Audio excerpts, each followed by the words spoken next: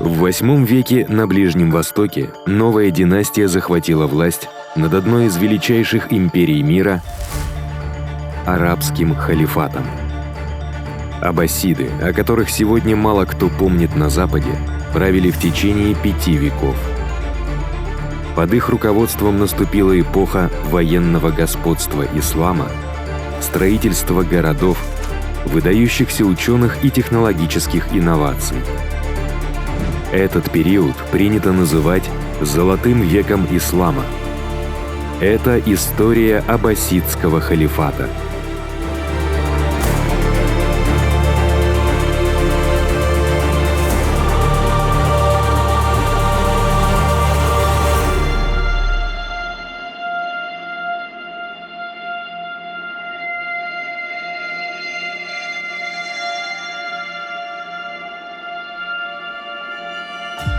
Аббасидский халифат процветал во времена правления халифа Харуна ар-Рашида.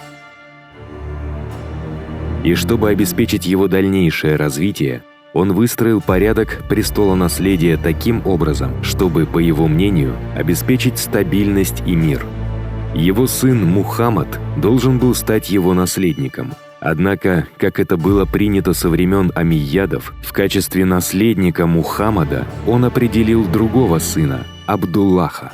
Это стало залогом катастрофы. В 809 году в Багдаде Мухаммад сменил своего отца на посту халифа, приняв титул Аль-Амин Верный. Его сводный брат Абдуллах стал правителем Хорасана с титулом Аль-Мамун Доверенный. Вскоре при обоих дворах образовались враждующие группировки. В Багдаде советники Аль-Амина убеждали его отстранить брата от престола наследия. И уже через год своего правления он разорвал отцовское соглашение. Аль-Мамун был в ярости. Братское недоверие вылилось в гражданскую войну. В 812 году хорасанские войска Аль-Мамуна одержали великую победу над значительно превосходящими силами при Рейе и двинулись на осаду Багдада. После кровопролитной осады, длившейся целый год, город пал. Халиф Аль-Амин был схвачен при попытке бегства и казнен. Первоначально Аль-Мамун управлял халифатом со своей прежней резиденции в Мерве. Здесь, стремясь расширить свою поддержку после гражданской войны, он создал новый союз с алидами. Эта могущественная семья происходила от Али, 4-го халифа и зятя пророка Мухаммеда. Впоследствии они станут лидерами шиизма, направление ислама, которое считает, что истинная духовная власть принадлежит потомкам Али. Вместо традиционного для аббасидов черного цвета двор Аль-Мамуна стал носить зеленый цвет, ассоциировавшийся с алидами. Аль-Мамун даже выдал 2 своих дочерей замуж в семью алидов и сделал алидского имама Али ар-Рида своим наследником. Однако эта политика вызвала враждебность в Ираке и привела к крупным восстаниям в Багдаде. Через 6 лет халиф перенес туда столицу, чтобы восстановить порядок, и отказался от союза с алидами. Аль-Мамун также запомнился своими попытками навязать халифату новую религиозную доктрину. Сначала он пригласил в Багдад видных ученых для обсуждения богословских вопросов, таких как деяния сподвижников пророка, хадисы, сущность Корана. Однако его заявление о том, что Коран в какой-то момент был создан Богом, а не совечен ему, встретило жестокое сопротивление. Последовали 18 лет религиозных преследований, период, известный как Михна или Инквизиция, когда инакомыслящие ученые подвергались тюремным заключениям и даже казням. В 833 году Аль-Мамуна сменит его брат, принявший титул Аль-Мутасим. он оказался гораздо менее заинтересован в теологических дебатах, чем в боевых столкновениях.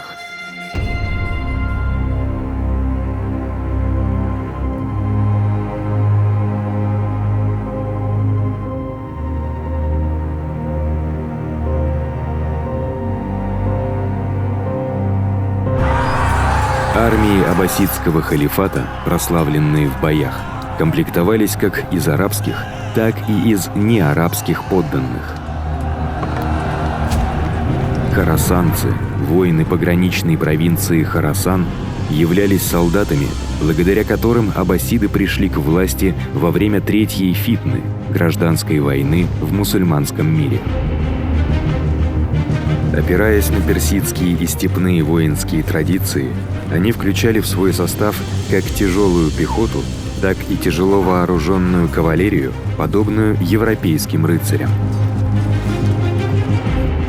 Потомки хорасанцев, поселившиеся в окрестностях Багдада, были известны как Абна аль-Хорасан, сыновья народа Хорасана. Славившиеся как элитные и универсальные пехотинцы, они составляли верное ядро армии халифа. Среди других заметных частей были дейлимиты, опытные стрелки с высокогорий Северной Персии. Африканские войска, включая рабов и новообращенных мусульман из Эфиопии, сражались в составе тяжелой пехоты, вооруженные щитом, мечом и копьем. Известно, что у великого халифа Харуна ар-Рашида была элитная личная охрана из 40 африканских воинов. Войска аббасидов были особенно искусны в ведении осадной войны и умело использовали катапульты, манганели и тараны. У них даже были специальные войска, вооруженные огненным оружием на основе нафты или нефти. Никаких соответствующих иллюстраций не сохранилось, но считается, что они были похожи на эту, немного более позднюю византийскую иллюстрацию. Однако в IX веке произошли настолько радикальные изменения, что некоторые историки назвали их военной революцией. Во время гражданской войны между сыновьями ар-Рашида Аль-Мутасим начал расширять свою армию за счет покупки тюркских рабов. Его любимым поставщиком была семья саманидов, правителей Трансаксании. Эти солдаты-рабы были похищены из своих деревень еще мальчиками или куплены на невольничьих рынках, а затем отправлены на интенсивную военную подготовку наряду с исламским образованием. Из них получались грозные кавалеристы и превосходные конные лучники. Современник Аль-Джахис с восхищением писал о них: «Тюрки не хуже других владеют копьем, а кроме того, если 1000 их всадников окажутся под сильным ударом, они выпустят все свои стрелы в одном залпе и сразят 1000 вражеских всадников. Ни одно войско не выдержит такого испытания». Историки спорят о точных сроках, но в какой-то момент в IX веке эти тюркские солдаты-рабы, известные как мамлюки, превратились в элитную часть армии аббасидов, которая была лично предана халифу и могла использоваться для устрашения его политических соперников.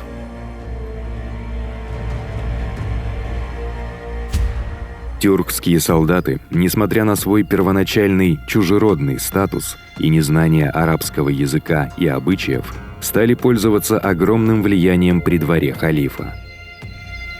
Это вызвало недовольство старой знати, многие из которой к тому же перестали получать традиционное вознаграждение за военную службу – диван. Недовольство даже подтолкнуло некоторых солдат к бунту на улицах Багдада. Чтобы ослабить напряженность, Аль-Мутасим построил новый город для тюркской военной элиты – город Самарра. Именно здесь он разместил тюркские войска и наградил их командиров землей. И именно здесь, в 848 году, начались работы по строительству самой большой в мире мечети и ее знаменитого спиралевидного минарета. Опора Аль-Мутасима на рабов-солдат для укрепления своей власти разрушила многовековые военные традиции. И это посеяло семена будущих потрясений. Через 2 года халиф повел свою новую грозную армию против старого врага – Восточной Римской или Византийской империи. Поход завершился великой победой, взятием и разграблением Амория. «С боем град Аморий взяв, славой венчанный халиф, ты наполнил в эти дни нас надеждою благой», писал арабский поэт Абу Таммам. Но даже такие победы не смогли ослабить напряженность в отношениях между тюркскими командирами и аббасидской знатью. Некоторые знатные лица даже задумали свергнуть Аль-Мутасима и изгнать тюрков, но их заговор был раскрыт, и они были казнены.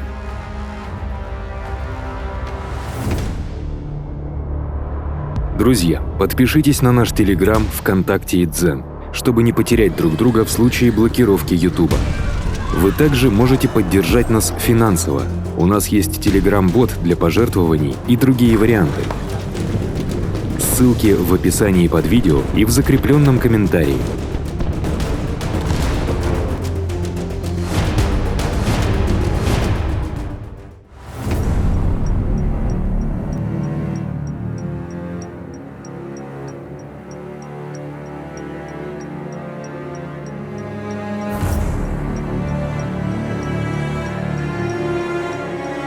Аль-Мутасиму наследовал его старший сын Аль-Васик.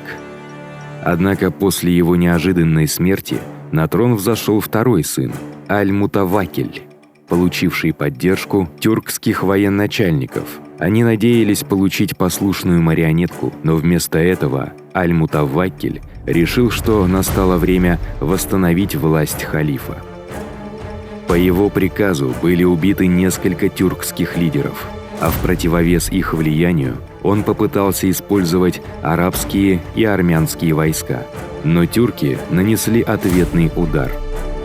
В 861 году халиф был убит своими телохранителями.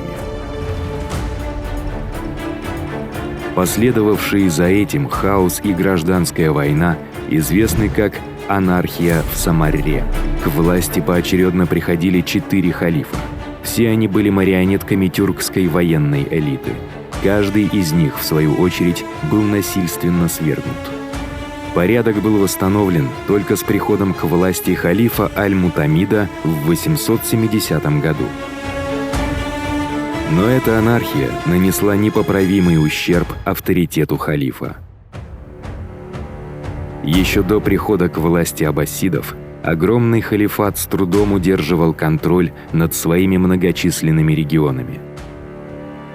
Власть аббасидов к западу от Египта долгое время была скорее формальной.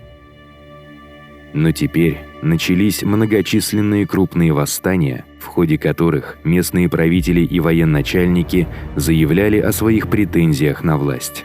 Египет, плодородный и процветающий, оказался в числе первых потерь, доставшись мятежному тюркскому полководцу, основавшему собственную династию тулунидов. На юге Ирака вспыхнуло крупное восстание рабов-земледельцев из Восточной Африки, известных под названием Зинджи.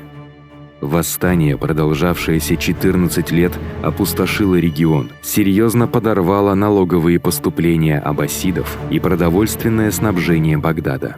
В Афганистане медник по имени Якуб ас-Сафар совершил поразительный рывок к могуществу, основав собственную династию сафаридов и завоевав большую часть Восточной Персии.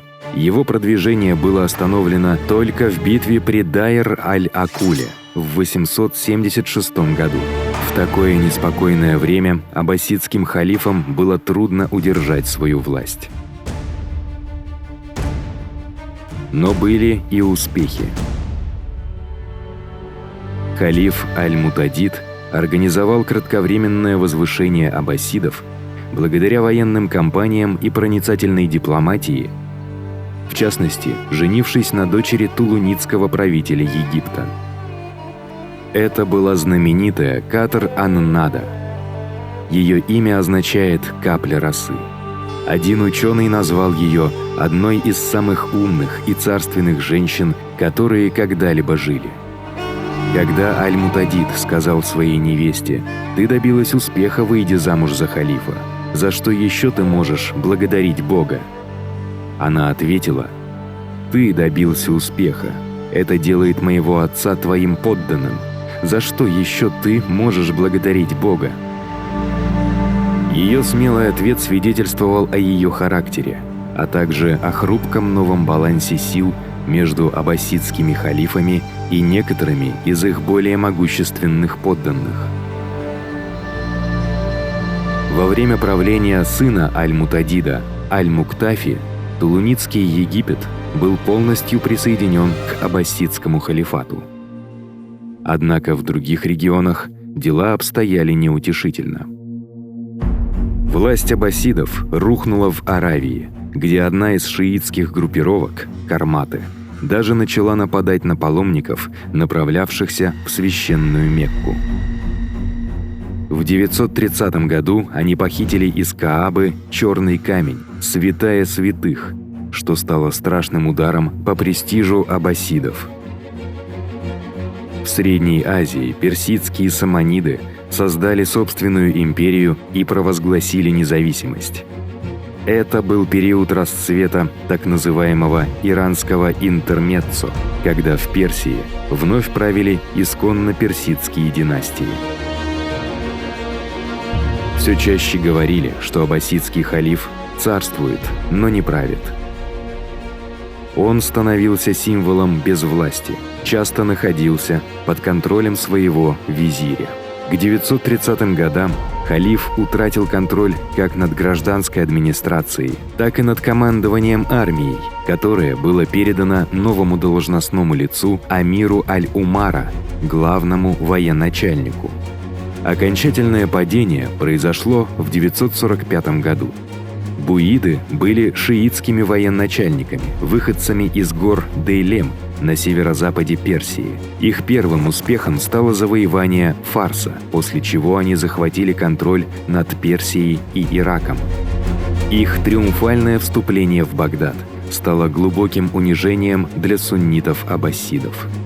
Однако они сохранили за собой титул халифа, будучи не более чем подручными буидов и созерцателями этих неспокойных времен. 2 десятилетия спустя другая шиитская династия Фатимиды пронеслась по побережью Северной Африки, завоевала Египет и основала Каир в качестве столицы своего халифата. Некоторые историки называют этот период шиитским веком, когда шиитские династии правили 2 халифатами и доминировали в большей части мусульманского мира. Но так продолжалось недолго. Из Центральной Азии готовилась вырваться новая грозная суннитская сила – сельджуки.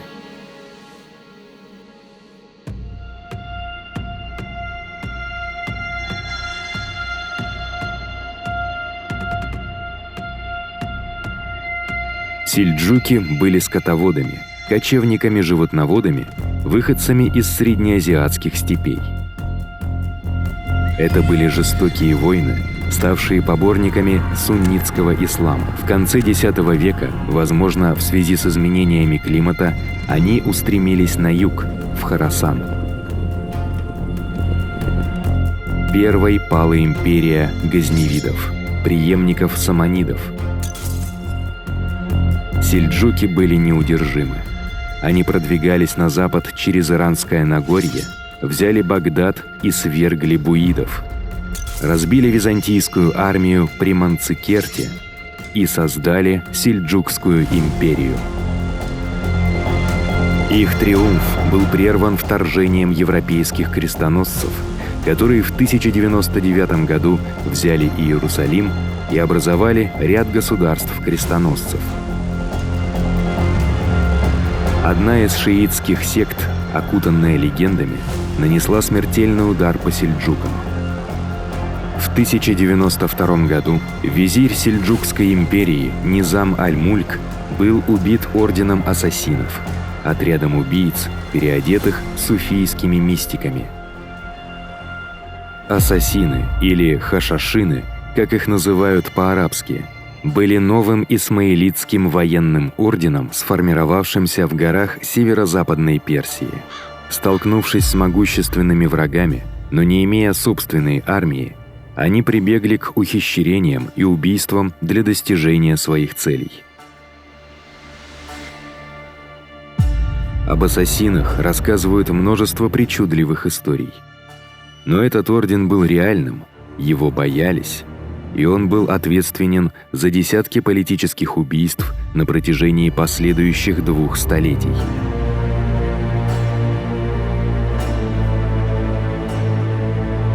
При сельджуках аббасидские халифы оставались духовными лидерами и авторитетами.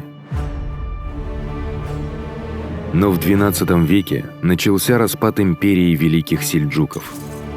Знакомая история со спорными престолонаследиями и претензиями местных правителей на власть. Почувствовав слабость, в 1136 году аббасидский халиф Аль-Муктафи собрал собственную армию, чтобы впервые за почти 2 столетия подтвердить независимость аббасидов. Он взял под контроль Багдад, а в 1157 году отстоял его во время осады сельджуков. После нескольких поколений иностранного порабощения аббасиды вновь стали независимой державой. Но вскоре это должно было рухнуть.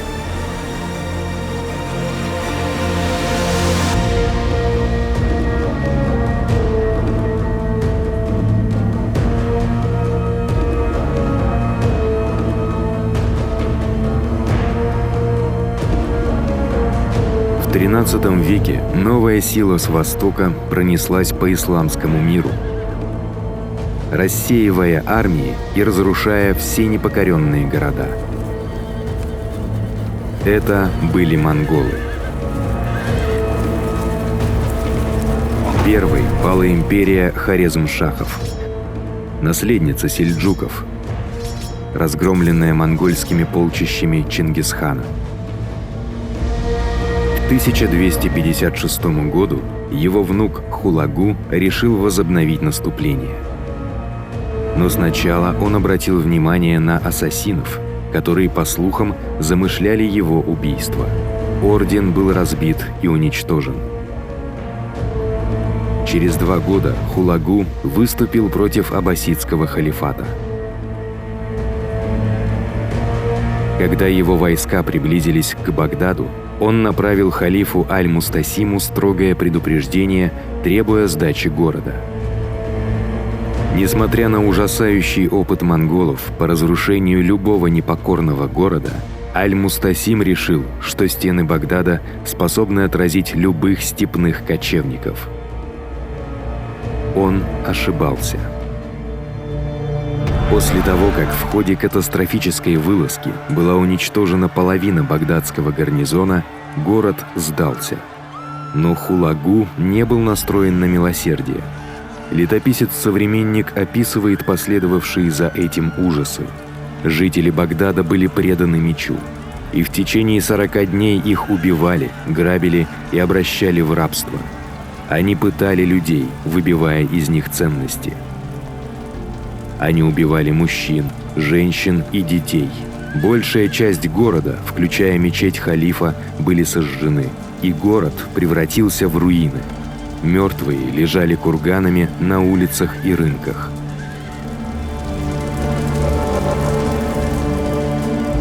Число погибших неизвестно, но оно исчисляется многими тысячами. Утверждается, что только христиане были спасены благодаря вмешательству христианской жены Хулагу. Багдадские библиотеки были уничтожены. Книги и рукописи, представлявшие многовековую историю мусульманской науки, были сброшены в реку Тигр, которая, как говорят, почернела от чернил. Аль-Мустасим стал вынужденным свидетелем этого страшного разрушения. Затем, по некоторым данным, его закатали в ковер и бросили под копыта коней, так как монголы боялись пролить царскую кровь. Последний багдадский халиф был мертв. Никогда больше аббасиды не будут обладать значимой политической властью. Аль-Мустасим не был последним аббасидским халифом. Его род продолжится в мамлюкском султанате, который теперь правит Египтом. Но его преемники в Каире были лишь церемониальными фигурами, религиозными лидерами, не обладавшими особой властью. Последний халиф Аль-Мутаваккиль III в 1517 году сдался Османской империи и был увезен в качестве пленника в Константинополь. Такова была унизительная судьба династии, некогда правившей одной из величайших империй в истории, доминировавшей на Ближнем Востоке, которая одержала победу над византийцами на Западе и китайцами на Востоке. Под ее руководством произошел великий расцвет науки, культуры, технологии и торговли, и воцарилась эпоха, которую принято называть «золотым веком ислама». На протяжении последующих столетий исламские лидеры утверждали свою легитимность, заявляя о своем происхождении от этой великой династии аббасидов.